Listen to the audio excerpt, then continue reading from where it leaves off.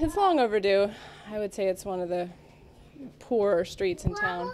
Lauren Murphy lives on the corner of Washington and Hope Streets in Traverse City. Two of the neighborhood streets set to be smoothed out as part of the city's 2013 road projects. The public wants decent streets to drive their cars on, to ride their bikes on. They want decent sidewalks to walk on. We understand that as city commissioners. That's why we've worked so hard over the last few years. Mayor Michael Estes says the road project is broken up into two phases, which will most likely end up costing the city nearly $1.1 million.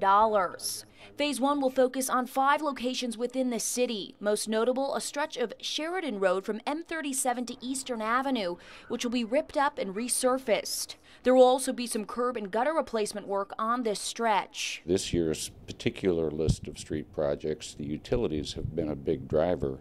If we need to replace a water main, if we need to replace a sewer main, and the street's in bad condition, we do that all together. We don't always hit the worst streets, and that's a misnomer. Some streets can get by if we simply repair them. Mayor Estes says the commission is not responsible for choosing which roads get worked on. Our job is to find the money to do the streets, set the criteria by which they're selected, and then allow staff to make independent decisions as to what streets we should do. Commissioners are expected to approve funding for Phase 1 of the project tonight, which is expected to cost nearly $610,000.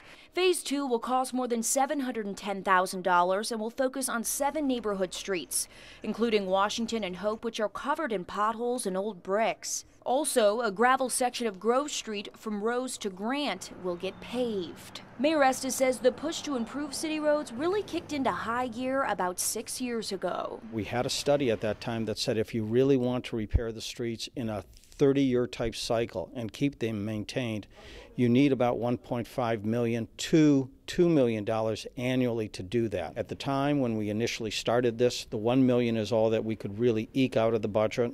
But with the passage of time, what we've done is hopefully we're going to get it to the $1.5 million and go from there.